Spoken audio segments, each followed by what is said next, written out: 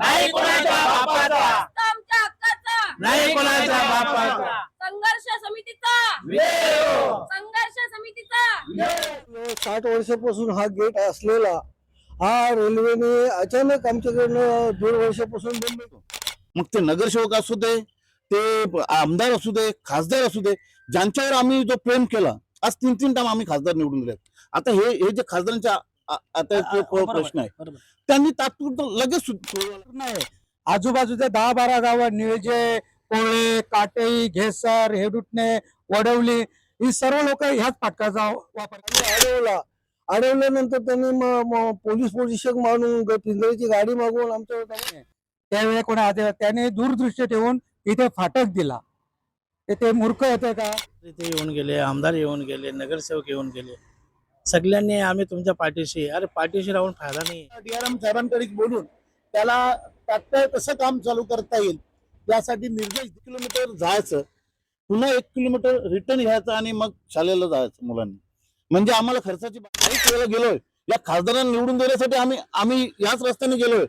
कसं गेले? जे फुट्याला राहिले तेच चांगले आणि बाकी दलन म्हणजे कुत्र काय बोलतो, माणूस जो दळते आणि कुत्रा पिणाला, या शासनाला आणि ह्या कार्यकर्त्यांना किंवा आमदार खासदार यांना सर्वांना, मंत्र्यांना देखील आम्ही एक या माध्यमातून विषय देतो का आज जर तुम्ही आमच्यावरती जो चालवलेला अन्याय हा जर तरी थांबवला नाही तर याचा उद्रेक जेव्हा होईल त्याचं कारणीभूत तुम्ही.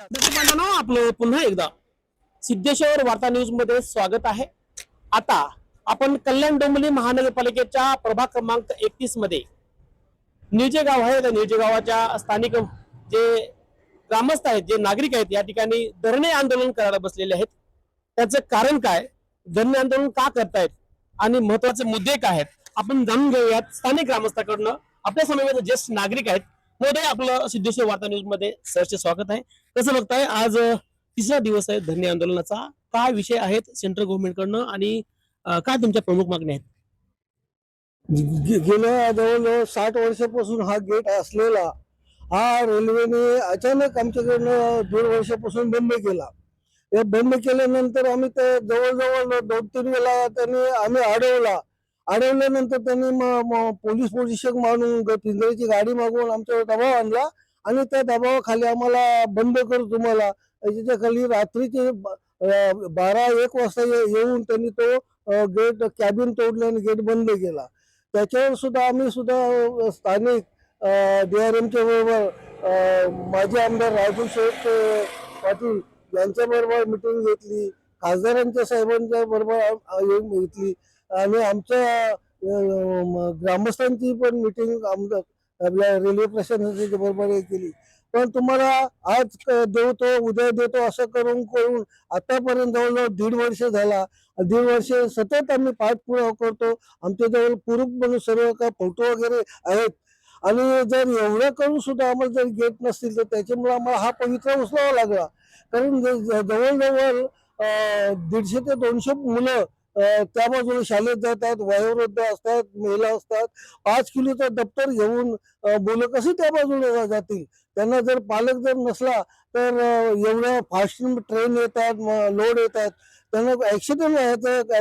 मग सरकार केव्हा लक्ष देईल? ऍक्सिडेंट झाल्यानंतर लक्ष देईल. तर त्याच्यामुळे आम्ही आता रेल्वे यांनी आम्ही म्हणजे गावातले स्थानिक लोक आम्ही निर्णय घेतला आणि काय आपण आता आपल्या आंदोलन करायचा. तर त्या आंदोलन करण्यासाठी आम्हाला स्थानिक 27 गावचे पदाधिकारी, नगरसेवक सुद्धा आम्हाला पाठिंबा देतात आणि पाठिंबा देऊन त्यांनी सांगितलं की बाबा तुम्हाला पूर्ण आमचा पाठिंबा आहे. जर या आता जर 2-4 दिवसात काय, आज खासदार साहेबांनी मिटिंग लावलेली आहे DRMच्या बरोबर, त्याच्यात जर बरोबर आमचा निर्णय जर नाही झाला तर आम्ही कधी पण रेल्वे उतरून रेल रोको करणार. बाबा म्हणतायत आम्ही स्थानिक सन्मान्य खासदार डॉक्टर श्रीकांत एकनाथराव शिंदे यांनी जर त्या आमची ज्या प्रमुख मागण्या त्या मान्य न केल्यास आम्ही रेल्वे रोको करू, असं मत बाबांनी व्यक्त केलं आहे सिद्धेश्वर वार्ता न्यूजला बोलताना. मोदय, कसं बघताय, रेल्वे गेट मंजूर असून सुद्धा तुम्हाला ह्या ठिकाणी हेळसांड होते. केंद्र प्रशासनाकडे पैसा नाहीये का आणि ह्यामध्ये काही राजकारण होते का? नमस्कार, मी प्रकाश पटेल साहेब. तुम्हाला सविस्तर जरा पार्श्वभूमी सांगतो की ज्या वेळेला 1962 ला हे जे रेल्वे कोकण रेल्वेचा ट्रॅक टाकला जी. दिवा पनवेल, त्यावेळापासून आमचा इथे रस्ता होता, जसा आपला शेतावर जायचा रस्ता, बैलगाडा जायचा हो, हो. रस्ता तो होता. हो. आणि रेल्वे टाकल्यानंतर त्यावेळेच्या अभियंत्याने त्यावेळी कोणी त्याने दूरदृष्टी ठेवून इथे फाटक दिला. ते मूर्ख होते का? आणि फाटक दिल्यानंतर जवळजवळ 60 वर्ष फाटक अबाधित होता. सगळे लोक त्याच्यावर हे जात होते. आणि आता तर असं झाला की त्या बाजूला पूर्ण डेव्हलप झालेलं आहे. आमच्या नर्सरी पासून सगळ्या शाळा, कॉलेजेस, हॉस्पिटल्स, बस दळणवळण, दळणवळण. सगळं टोटल ए टू झेड दलावून त्याच बाजूला आहे. आम्हाला ह्याच्यावर पूर्ण अवलंबून आहे. आणि हे एवढं असताना आणि याच्या खाली निळजेगर नाही, आजूबाजूचे 10-12 गावं निळजे, कोळे, काटेई, घेसर, हेडुटणे, वडवली ही सर्व लोक ह्याच फाटकाचा वापर करत होते. बरोबर. असे असताना त्यांनी अचानक बंद केला. बंद करण्याच्या अगोदर आम्हाला कुणकुण लागलेले. आम्ही ते याच्यामध्ये तिथे त्यांनी बांधायचं काम केलं, त्याला अडवला. त्यांना सगळी इथली पार्श्वभूमी सांगितले की बाबा तुम्ही जर हे करता, हे चुकीच्या जागेवर करता, ते टनल बनवताय, तर ते म्हणजे कसं चुकीचं आहे. आम्ही इथले स्थानिक भूमिपुत्र आहे, आम्हाला इथल्या जमिनीची भौगोलिक रचना सगळी माहित आहे. पाण्याचा प्रवाह पूर्ण त्या जागेतच होता. 1962 साली तिथे मोरी बांधलेली होती मोठी. आणि तिथूनच टोटल शेतीचा पाणी, 2-4 गावाचा सांडपाण्याचा निचरा तिथं होता. आणि त्या पलीकडे खाडी आहे, तिला कधी भरती आली की तो पाणी रिवर्स मारतं. बरं, इथे 100% पाणी भरणार आणि तंतोतंत ही गोष्ट खरी होता. तर सन्माननीय महोदय, खासदार महोदयांना आपण काय निवेदन दिलात का? त्यांनी काही तुमच्या सोबत काय मीटिंग ठरवली का? कसं बघता इकडं? या बाबतीत आम्ही खासदार साहेबांना जवळजवळ 4-5 निवेदन दिले. आणि खासदार साहेबांनी सुद्धा चांगलं पाऊल उचलून रेल्वे प्रशासनावर आमच्या मिटिंगी करून दिल्या 2-4. आणि आमचं हे रेटा बघून आणि जुनून प्रॉब्लेम आहे, त्यांनी सर्वे केला की खरोखर लोकांची गैरसोय होते. कारण आमच्या शाळा, कॉलेज, मार्केट सगळे इथे आहेत, अगदी विदिन 3-4 मिनिटावर. पण त्याकरता आम्हाला 1 किलोमीटरचा फेरा मारायचा आणि पुन्हा 1 किलोमीटर असा यायचा. ते खासदार साहेबांच्या लक्षात आलं आणि त्यानुसार त्यांनी रेल्वे प्रशासन आम्हाला मंजूर करून दिले. इथे FUB, फूट अंडर ब्रिज, त्याची ती समोर डिझाईन दिसते, हे सँक्शन लेटर आहे रेल्वेचा. पण त्या गोष्टीला 1 वर्ष झालं, अजून चालू करत नाही. आमच्या मनात अजून शंका आहे ओके. की काहीतरी पळवट करतात ते काय. साहेबाच्या मनात काही शंका आहे, ती पाल चचपती आहे आणि त्या पालीचं उत्तर आणखी अद्याप त्यांना भेटलेलं नाही. मोहन सेठ, रेल्वे गेटला परमिशन भेटले सेंट्रल गव्हर्नमेंट कडनं. ओके, सर्व परवाने भेटलेले आहेत, पण रेल्वे गेट इथून हटवलेला आहे. आता आपण बेमुदत धरून आंदोलन करताय, परंतु आता काळी फिट लावताय. शासन काय म्हणतं आणि सन्माननीय मोदी सरकार बोलतात की सबका साथ सबका विकास, म्हणजे हे परमिशन भेटून सुद्धा सेंट्रल गव्हर्नमेंट कडनं परमिशन भेटून सुद्धा गेट होत नाही. काय कारण आहेत? कारण आता त्यांनाच माहिती, रेल्वे प्रशासनालाच माहिती. खासदार इथे येऊन गेले, आमदार येऊन गेले, नगरसेवक येऊन गेले, सगळ्यांनी आम्ही तुमच्या पाठीशी. अरे पाठीशी राहून फायदा नाही. हे जे पोरांचं जे काय हाल आहे इथे असतात ना, ते येऊन सकाळी बघा, शाळा सुटल्यानंतर शाळेत जाताना, शाळेतनं येताना, आणि जे वृद्ध माणसं आहेत ते जाताना बघा तुम्ही कसे काय त्यांचे हाल आहे. आता त्यांनी ते सांगतात तिकडं हे दिलेलं, त्यांनी टर्नर दिलेलं तिकडं. तर 1 किलोमीटर इकडनं जायला लागतो आणि तिकडनं 1 किलोमीटर परत इथे 2 मिनिटाचं काम आहे रेल्वे पार करून. आणि जो फाटक रेल्वे प्रशासनाने पहिला दिला होता 1960 सालात, तो आता जवळजवळ 60 वर्ष चालू होता आणि आता 1-1.5 वर्ष झाला आता बंद केला त्यांनी. आमची मागणी काय आहे का त्यांनी इथे परत आम्हाला काहीतरी एकतर ओव्हरब्रिज द्यावा, एकतर खालून हे द्यावा त्यांनी, भुयारी मार्ग. द्यावा. हा, भगवान शेठ होते यांनी सांगितलं की पर्यायी मार्ग द्यावा, एकतर गेट द्यावा, नाहीतर टुनेल म्हणजे भुयारी मार्ग द्यावा.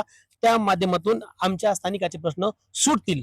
आपल्या समवेत रतन शेठ जे आहेत, 27 गाव सर्वपक्षीय हक्क सर्वेक्षण समितीचे सन्मानित सदस्य सुद्धा आहेत आणि युवा मोर्चाच्या माध्यमातून सुद्धा गजानन पाटील यांनी पाठिंबा दर्शवलेला आहे. कल्याण डोंबिवली महानगरपालिकेचे सर्व 27 गावातील सर्व नगरसेवकांनी सुद्धा पाठिंबा दर्शवलेला आहे, परंतु अद्यापही निर्णय होत नाही. कारणे काय? या 27 गावावरती आमचा नेहमीच आमच्यावरती अन्यायच होत आला. हा आजचा नाहीये, तर आमचे 42 वर्ष संघर्ष चालू आहे इथे.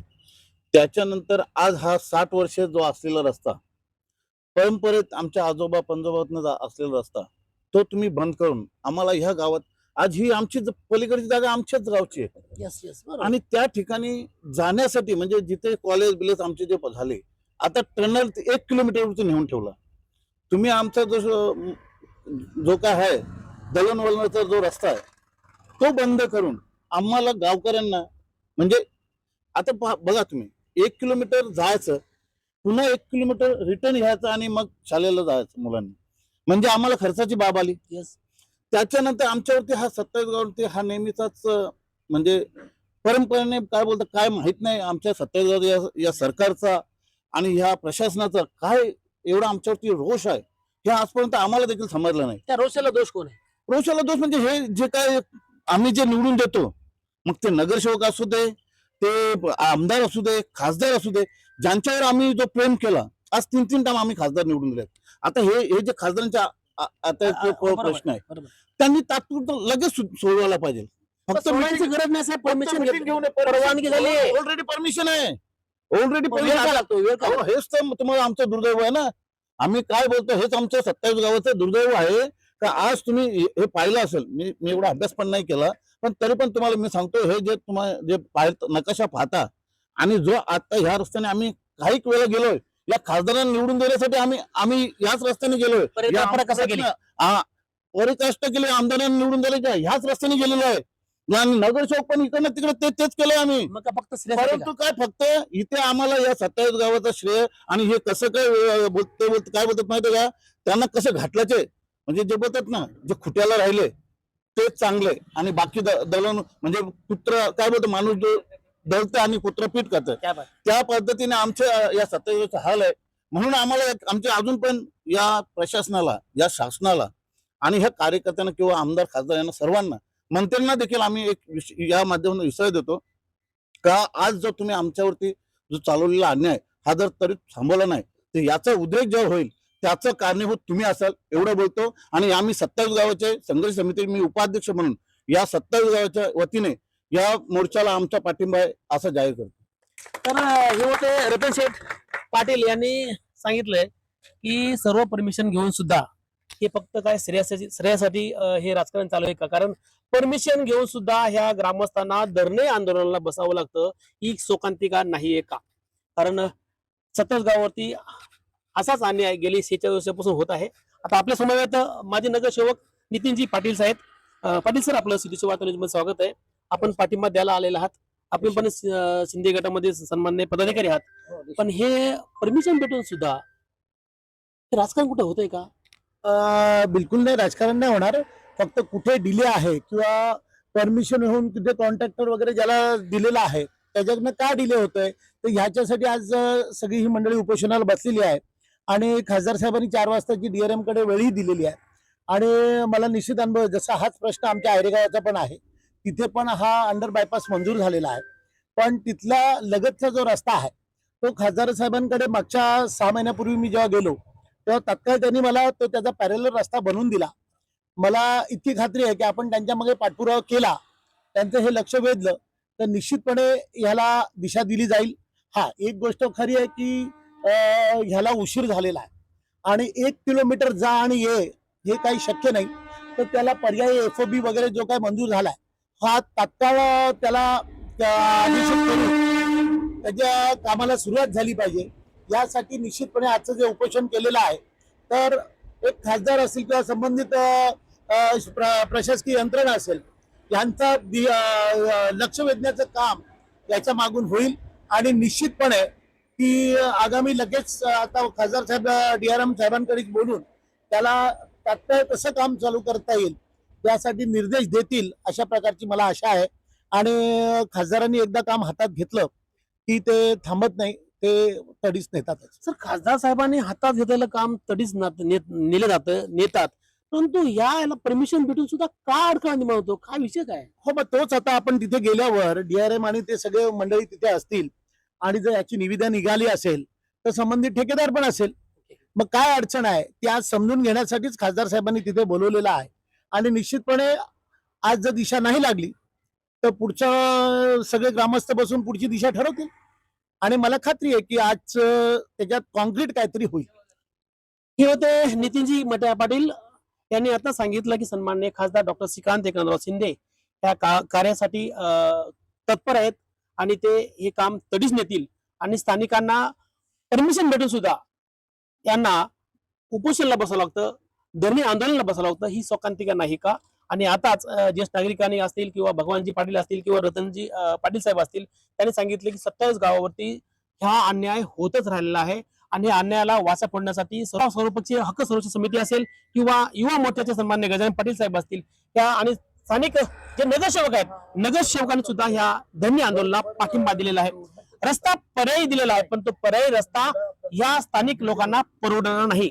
त्यामुळे येण्यासाठी ये जाण्यासाठी 1 तासाचा किंवा अर्धा तासाचा अवधी लागतो आणि परमिशन भेटून सुद्धा गेट किंवा भुयारी मार्ग होण्यासाठी हे धरणी आंदोलनाला बसले आहेत. आणि आता त्या 4 वाजताच यांची डीआरए सोबत मिटिंग आहे. हा निर्णय यशस्वी होतो की त्या स्थानिक ग्रामस्थांना पुन्हा रेल्वे बंद करावं लागते किंवा मग काळी फिती लावून शासनाविरोधात आंदोलन करावं लागतं, हे पाहणं तितकंच महत्वाचं ठरू शकणार आहे. दर्शक बांधवांनो, या बातमीचं वार्तांकन आवडल्यास आपल्या चॅनलला लाईक, शेअर, सबस्क्राईब आणि कमेंट करायला विसरू नका. पाहत राहा फक्त सिद्धेश्वर वार्ता न्यूज आपल्या युट्यूब चॅनलवर. नाही कोणाच्या बापाचा देणार नाही. भेटल्याशिवाय राहणार नाही. आमच्या हक्काचा नाही कोणाच्या बापाचा, आमच्या हक्काचा नाही कोणाच्या बापाचा. संघर्ष समितीचा संघर्ष समितीचा. आता या गगनभेदी गर्जना सन्माननीय खासदार हे ऐकतील आणि ह्या स्थानिक लोकांना न्याय देण्याचा प्रयत्न करतील, असं आपण सिद्धेश्वर वार्ता न्यूजच्या माध्यमातून सन्माननीय खासदार साहेबांना एक विनंती करत आहोत.